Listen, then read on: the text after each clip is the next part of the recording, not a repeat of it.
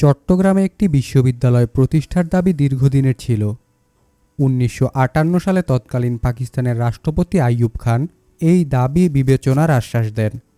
১৯৬২ সালের দিকে চট্টগ্রামের গণ্যমান্য ব্যক্তিরা এবং ছাত্র সমাজ এর জন্য জোরালো আন্দোলন শুরু করেন। অবশেষে ১৯৬৪ সালের ১২ ডিসেম্বর চট্টগ্রাম বিশ্ববিদ্যালয় অধ্যাদেশ জারি করা হয়।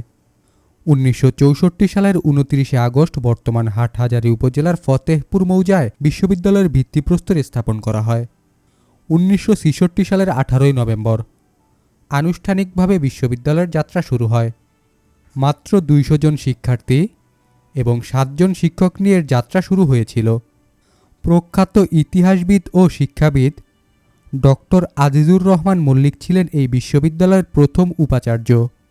শুরুতে মাত্র ৪টি বিভাগ নিয়ে এই বিশ্ববিদ্যালয় যাত্রা শুরু করেছিল। শুরুর ৪টি বিভাগ হচ্ছে বাংলা, ইংরেজি, ইতিহাস এবং অর্থনীতি।